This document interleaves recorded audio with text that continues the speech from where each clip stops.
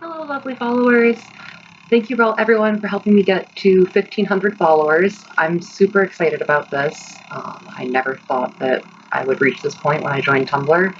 I kind of just expected to be a nothing little blog off in the corner with maybe a handful of followers, but here we are, and I'm so excited. So to celebrate, I am doing a video Q&A. So some of you have sent in some questions over the past few days that I'm going to be answering here today. So let's get started. The first question I got was, what medication/coping techniques are you using to combat schizoaffective disorder? I was diagnosed about a year ago with the disorder, and the first medicine they put me on isn't helping. I'd like to know what is in store for me, so what was your medication journey like? Okay, so this one's a bit of a long story. When I was 11, I started seeing a psychiatrist.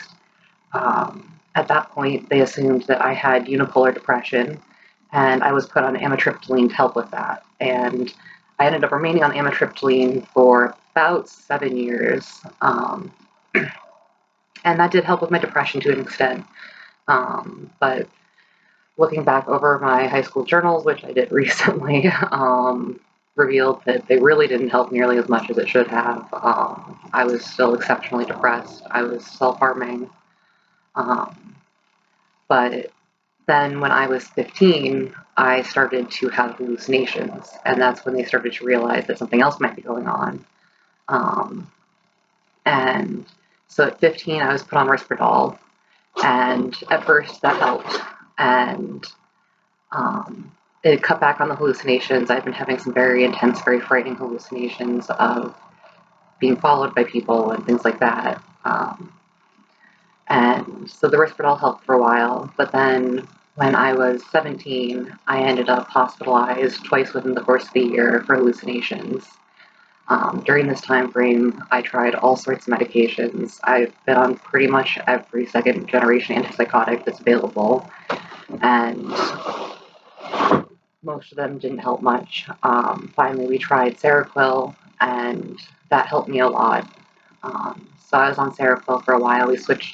I got taken off the Risperdal at that point, as well as the amitriptyline, and put on Seroquel.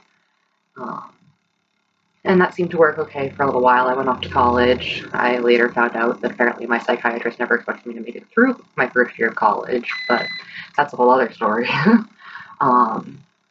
So at that point, over the course of the summer, so when I was about 20, I ended up having to take a year off from school because my mental health got so bad.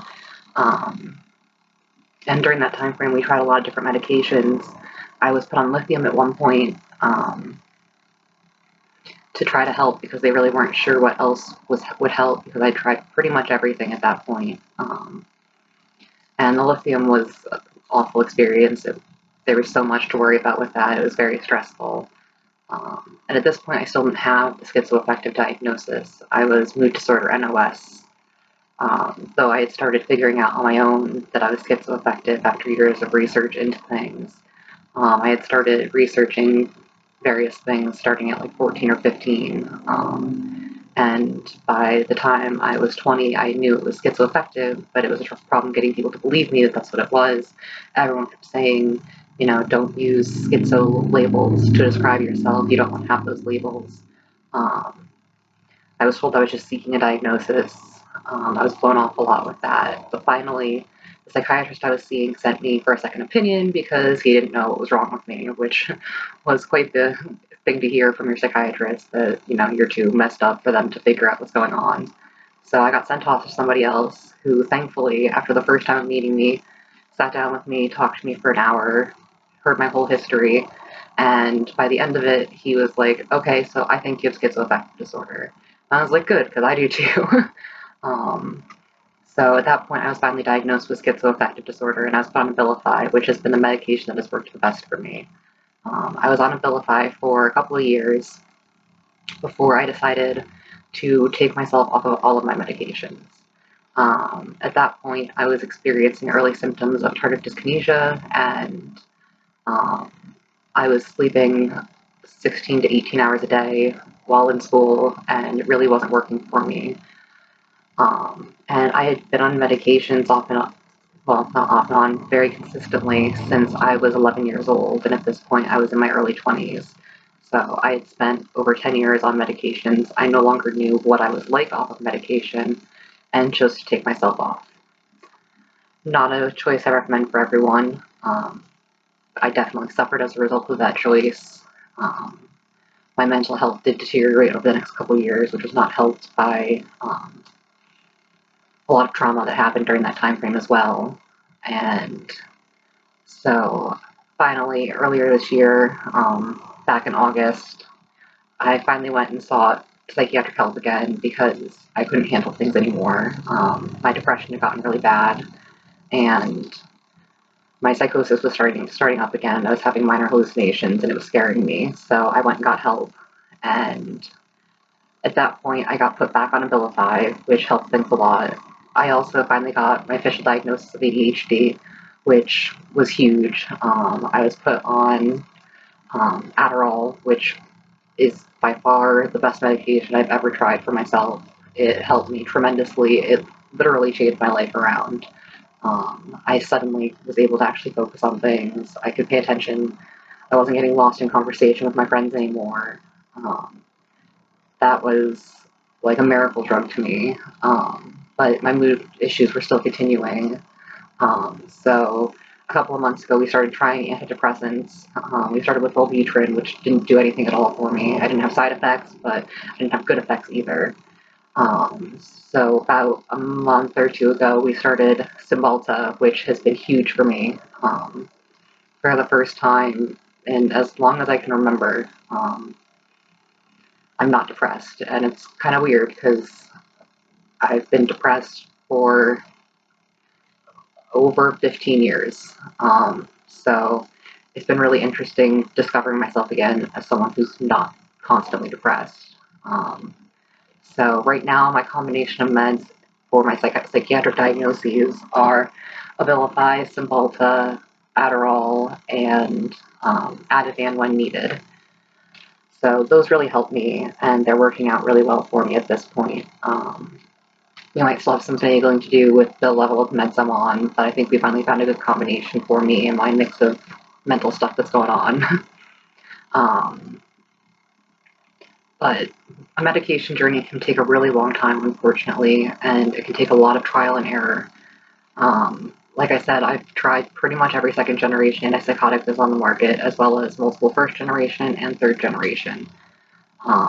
And most of them didn't work for me. So sometimes it can take a really long time and a lot of trial and error to find the meds that are going to work for you. So try not to give up hope, try to hold on, and make sure you give the medications at least a month to work, because a lot of these medications take a while to build up in your system and you need time to be able to see what they're going to do. And it can be really hard to stick with them. It can be really hard to sit through all the side effects and everything else to see if it's going to even help at all. But in the end, it's worth it to find the right medication that's going to help you.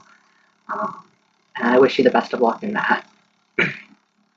So, next question was, how did you get diagnosed with EDS? Did the person that you went to assume it was something else first? Also, what is your favorite color? Start off with the easy part here. My favorite color alternates between black, gray, and purple. I'm surprisingly wearing colors today, not a common occurrence for me. My goth phase never really ended, so most of what I wear is either black, gray, purple, or red. But today I decided to sport an Alice in Wonderland shirt. So how did I get diagnosed with EDS? I've always had hypermobile joints ever since I was a kid, but because my mom and grandma did too, I never realized it was something weird. Like, I'm double jointed. My fingers can kind of do some weird things, and I can like move my thumb all the way back. These things don't cause me pain. They were fun tricks to show off when I was a kid and freak the other kids out. But I always thought these were kind of normal things. All my joints are pretty lax. Starting in high school, I started having subluxations and dislocations. Though I didn't really know what they were. I knew that my hips would pop out sometimes, and it hurt a lot. But I was just told that, I had weak hips and I needed to exercise more. I went to physical therapy for a little while in high school to help with my hips. And some of the strengthening exercises did help reduce the subluxations. And then I didn't really have a lot of issues for a while, but over the past 2 years or so, I've started having more issues with my joints. It's been hard because I also have endometriosis, and once I got that diagnosis, I really latched onto that, and I focused on the endometriosis and kind of chalked everything that was happening up to the endometriosis and really focused on that. So I was having all these other issues happening, but I wasn't really sure what was going on, and I just assumed it had to be part of the endo. But finally, I realized that a lot of the pain I was having was joint pain, and all this widespread body pain. And it was actually less than a month ago that I finally got my diagnosis. This process started about a year ago. I went and saw a GP and told her about the issues I was having, and she kind of blew some of them off and just kind of, like I did, chalked it up to the endometriosis and focused on that. And then about 3 months ago, I went and saw a new GP who is excellent. She is absolutely superb. If you're in the Hudson Valley and looking for a doctor, send me a private message and I will totally give you her information because she is excellent. But the first time I met her, I went in and she referred me off to all sorts of specialists for various issues I have going on. And one of the specialists she sent me to was a rheumatologist. So after waiting a month to get to the rheumatologist, I got in there and I sat down with the rheumatologist, and before I went in, I had made a typed up list of my medical history and the medications that I was on, my surgical history, as well as all of my current symptoms. And so the doctor walks into the room and he says, "So how long have you had fibromyalgia?" And my husband and I just kind of looked at him because I'd never been diagnosed with fibromyalgia. And so we were really confused as to what he was talking about. And he was like, if half of what you wrote down on this list is correct, then you have fibromyalgia. He's like, we're going to do a check and see. So I'll do a physical exam to confirm this, but you have fibromyalgia. So we went through and he did all the pressure points and confirmed that I do have fibromyalgia. And then we were talking, and surprise, surprise, he actually knew what EDS was, which from what I hear is really rare with a rheumatologist. He sat me down and was like, what you're describing sounds a lot like Ehlers-Danlos syndrome. He's like, so I think you already know that. And I was like, yeah, it's something I've looked into. I'm definitely considering that. And he's like, I'm pretty sure you have Ehlers-Danlos syndrome. We have to do a genetic test to confirm, but based off of symptomology, you have Ehlers-Danlos syndrome. As of yet, I haven't been able to have the genetic testing done because I don't think my insurance is going to cover it, and it's too expensive for me to pay for on my own. So right now, we're working off the hypothesis that it is Ehlers-Danlos syndrome, though we haven't been able to confirm it via genetic testing yet. But I got very, very lucky with this process. He was the first rheumatologist I saw, and he believed me right away, and he actually knew what Ehlers-Danlos syndrome was. So I got really lucky there, and I'm very pleased. I also had a second doctor's appointment that week with a urologist who also believed my issues and took me seriously. I had a week of getting very lucky with doctors after several years of not. So that was my diagnostic process for EDS. So let's see. Our next question is, what are my favorite stims? How does autism and fibromyalgia intersect for you? How do you like your coffee or tea? Start with the easy one here. I don't like coffee at all. I can't stand the taste, and it upsets my stomach when I do try to drink it for the caffeine purpose. I like herbal teas mostly, and I tend to just drink them plain. I don't really put anything in them. If anything, I might put a little bit of sugar if it's a more bitter tea or some honey. But I tend to stick to the really fruity herbal teas, like peach tea or something, and usually I just drink them as is. So favorite stims. Well, you can see I've got my Tangle here, and so that's one of the ones I like. I also have some other stim toys here to show off. I've got my Ziggly pasta, which just feels really cool to move between my hands. I'll show you a close fit. It's just this stretchy material. and just feels really cool. So I play with this one at work a lot. I also have a makeshift toy.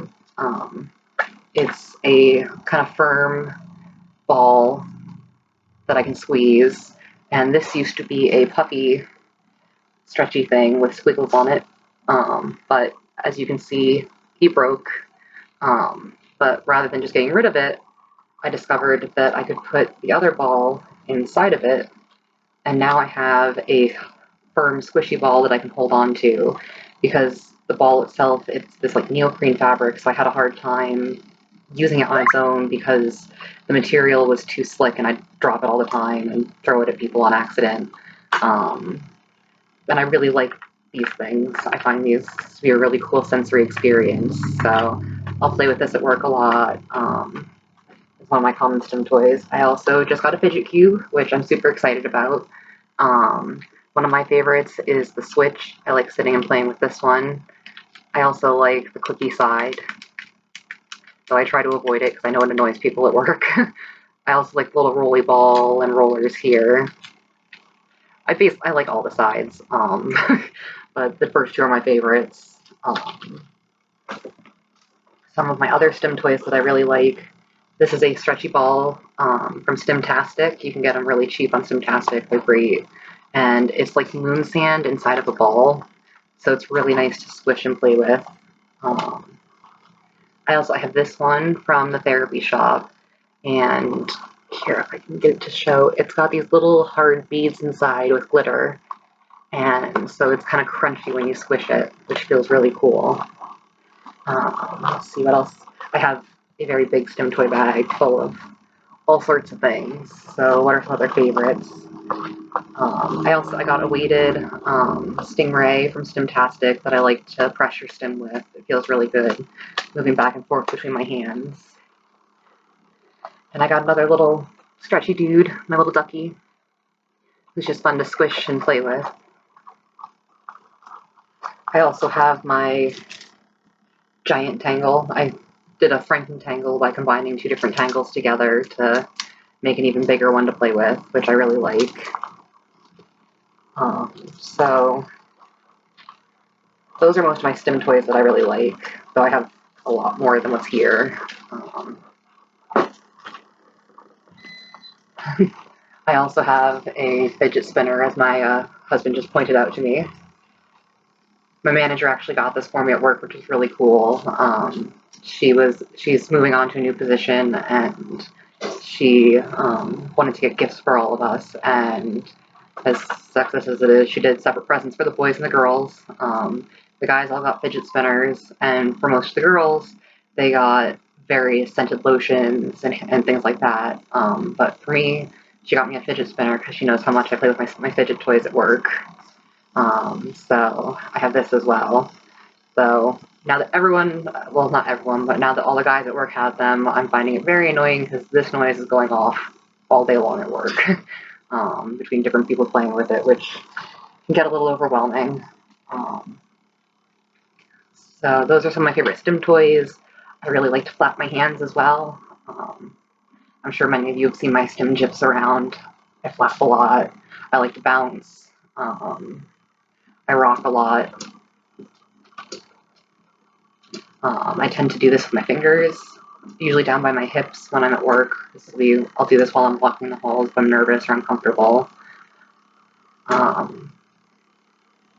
also like to play with my hair. It's nice and short, so it's a fun stim, though right now I have gel in it, which makes it a little hard to play with. And so part 3 of the question was, how does autism and fibromyalgia intersect for you? So that's a little bit tougher of a question. For me, one of the big areas that intersects is sensory issues. Fibromyalgia can cause sensory issues like autism can. It can cause sensory overloads, sensory sensitivities, and all of that.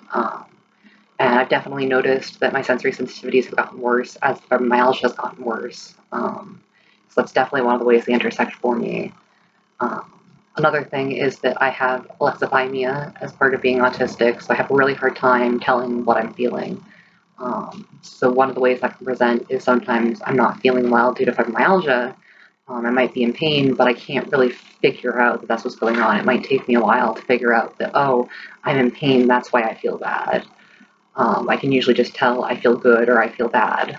And then I have to work out from there what feels good and what feels bad. So sometimes that's hard. And but the good thing is that the medication that helps my depression also helps with fibromyalgia, Cymbalta. So that works really well to cover two birds and get that taken care of. Some other ways it intersects is my lowered spoon levels. I already have some spoon issues due to being autistic. I wear out pretty easy, but now with the fibromyalgia, I have severe fatigue in the mornings. I've had to resort to taking caffeine pills in the morning because I can't do coffee, and I'm trying to cut back on soda. So I'm taking caffeine pills every morning just to try to stay awake. I actually fell asleep at my desk one day this week at work. And so I'm having really low spoon levels. I spent my whole birthday napping pretty much. So that's another way that those intersect for me. And let's see, on to our next question. So what about a list of anxious body stims? So for me, I have a few different anxious stims. This is really common for me when I'm anxious, like lower down, hand shaking, which actually feels really good right now. Like I was showing before, I'll do this with my fingers. I also tend to like hold myself and pressure squeeze, and I'll rock with it. I also like to pull my knees up to my chest, rock back and forth, which I'm sitting on a stool right now, so probably not a good idea. I also have a tendency to pick at my lips when I get anxious, and I'll pull at them. I might pull at my hair a little bit, or try to grab clumps of it and pull. I also chew on my shoe necklace a lot, and I'll use this when I'm anxious.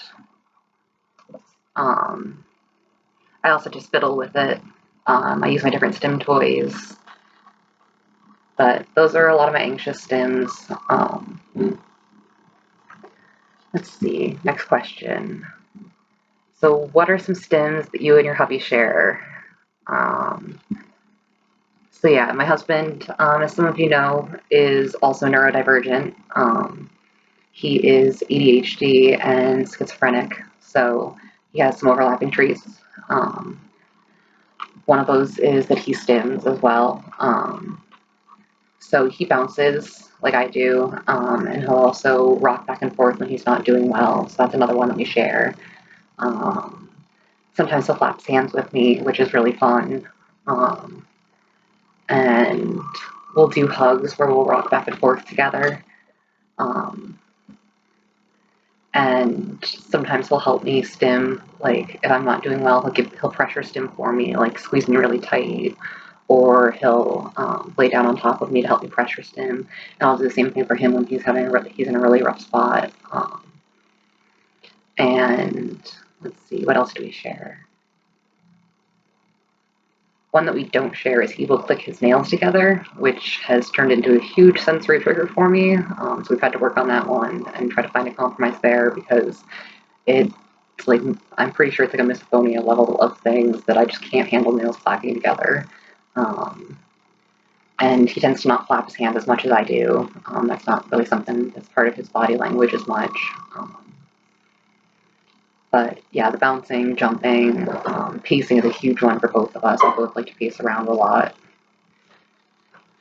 So yeah, we overlap there, and we both have ADHD, so that makes things interesting sometimes. I realize that's not related to the question, but definitely one of the areas we have some overlap. Makes our conversations jump around a lot and get real interesting, especially because our other best friend, most likely, has ADHD as well. So we just have these circle conversations where we'll be talking and it'll go from like subject A to subject B to subject C to subject D, back to A, then to C, then to B, and then back to like F, and it just jumps back and forth, and we loop around in conversation that somebody without ADHD probably would not be able to follow at all.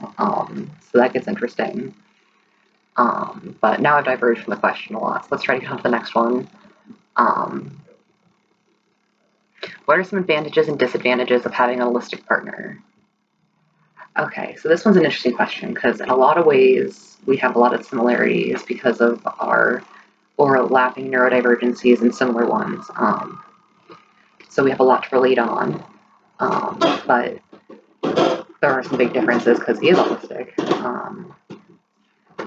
And so that's him creaking down the stairs right now. He just woke up from a nap. So some of the advantages of having an holistic partner are that he's a whole lot better than I am at social situations. So he's able to handle a lot of those things for me, especially when it's like stuff we're doing together. He's able to approach people and do all that, the things that make me super uncomfortable and I have a really hard time with.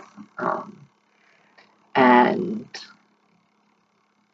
some other things that help are that like he's able to read people's intentions better and read people's body language better.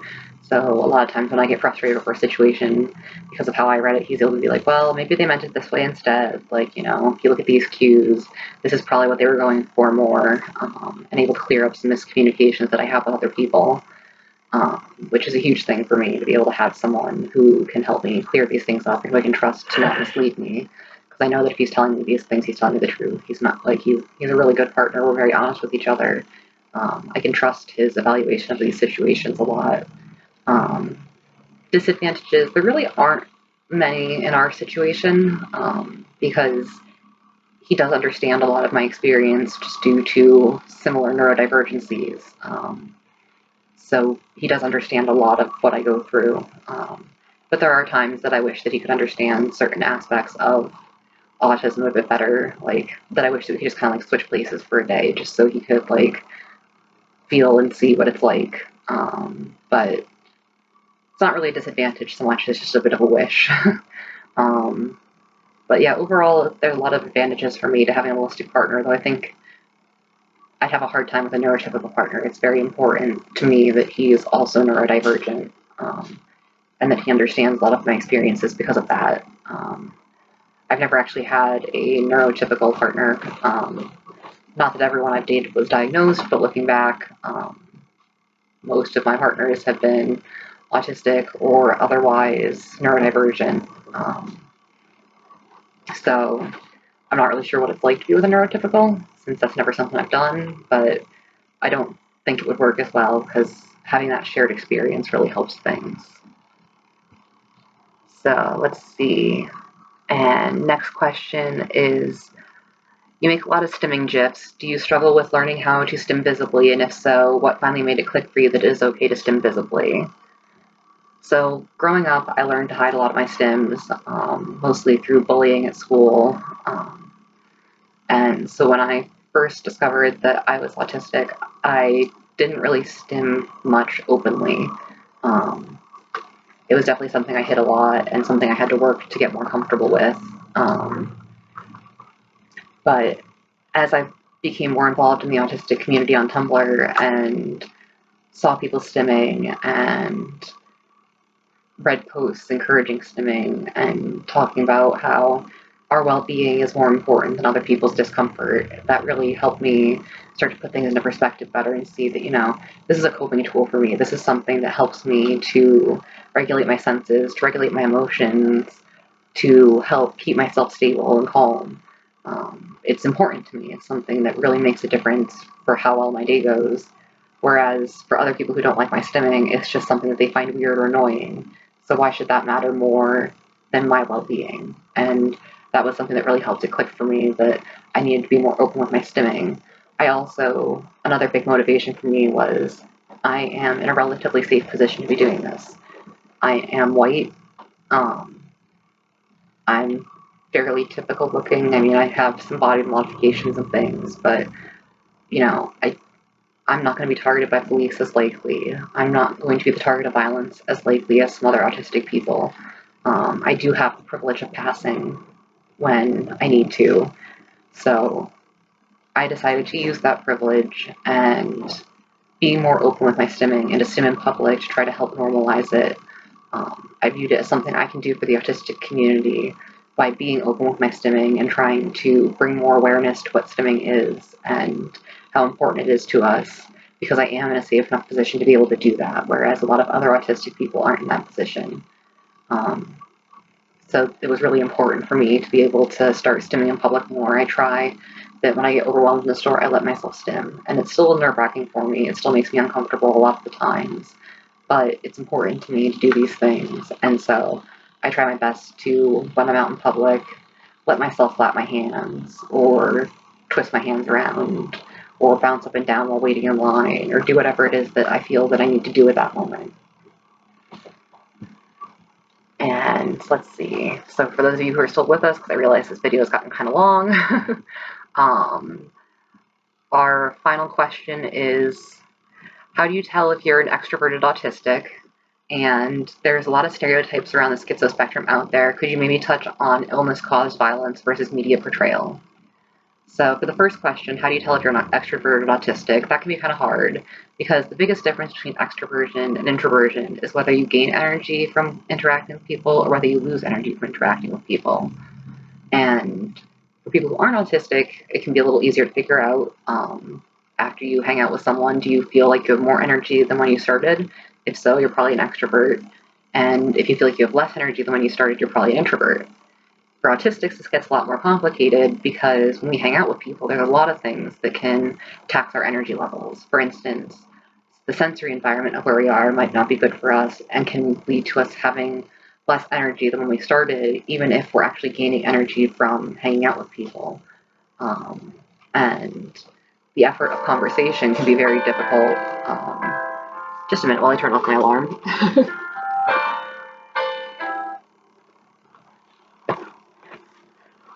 That was my 3 o'clock reminder to take my Adderall since I have no memory due to ADHD and forget to take the meds that give me a memory.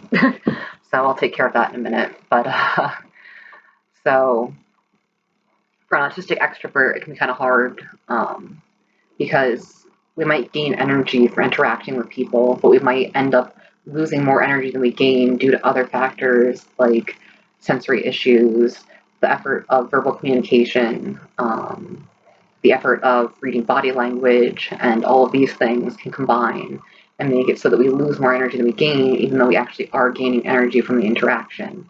For a long time, I thought I was an introvert, even though it confused me because when I was little, I was really extroverted. I was what you would think of as an extrovert. I was outgoing. I talked constantly with my family's constant joke that I never shut up, and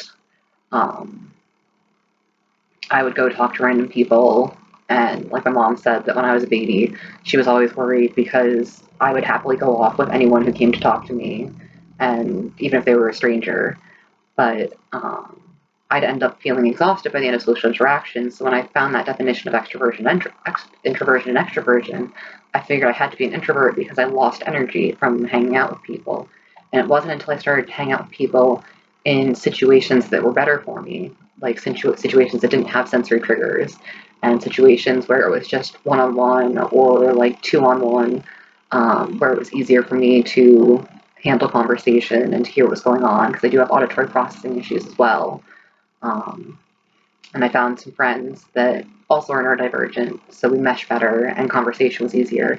And I realized that I actually gained energy out of these interactions, and that helped me realize things.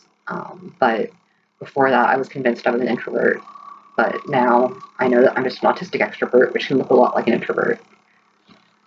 And for our final part of this question, there's a lot of stereotypes around the schizo spectrum out there. Could you maybe touch on illness-caused violence versus media portrayal? So with anything on the schizo spectrum, we constantly are hearing about them in the media as potential violence things. Like we see the serial killers in TV shows who are portrayed as schizophrenic, or every time there's a shooting, there's speculation as to what mental illness that person had, with schizophrenia often being indicted as the fault of this violence that's happening. But in reality, schizophrenics are far more likely to cause harm to themselves than to others, and are more likely to be victims of crimes than they are to be perpetrators of crimes. I have a source, it's one of the quotes, I'm going to put the source links below the video so you'll be able to see this information. But it says, persons with schizophrenia are undoubtedly at increased risk of becoming victims of violence in the community setting, with risks up to 14 times the rate of being victimized compared with being arrested as a perpetrator. So, in other words, schizophrenic people are 14 times more likely to be the victim of a violent crime than to be arrested for a violent crime. And schizophrenic people also have really high rates of homelessness. It's estimated that 1/3 of all homeless people are schizophrenic. Not that 1/3 of schizophrenic people are homeless, but 1/3 of all the entire homeless population is schizophrenic, which is huge. Schizophrenics who don't receive treatment are so likely to end up homeless and very likely to end up in jail, usually for petty crimes. Usually just things like theft or trespassing, aspects of being homeless and trying to survive. But schizophrenics are not violent people. I'm married to a man who's schizophrenic, and while schizophrenics can get violent in the middle of an episode, it's not usually intentional. It's out of fear. Much in the way that autistic people might seem violent during a meltdown, schizophrenic people can seem violent during a schizophrenic episode because the delusion or hallucination or whatever's happening alters reality. And if you sneak up on this person or approach them in the wrong way, they might become frightened and lash out at you, not meaning to cause harm, but just out of fear and trying to protect themselves. So overall, these media portrayals of schizophrenics as these like serial killers or like mass murderers or whatever else are overall very wrong. Schizophrenic people are just so much more likely to be victimized and to be harmed. We know that 50% of all people killed by the police are mentally ill in some way, and a good portion of those people are schizophrenic. It's a lot more dangerous to be schizophrenic than it is a danger to other people around them. So that finishes up all the questions I've gotten, which is good because we're almost at 40 minutes on this video, so hopefully some of you stuck around for the whole thing. If not, that's cool, but thanks for everybody for sticking with me, and I hope y'all have a lovely day.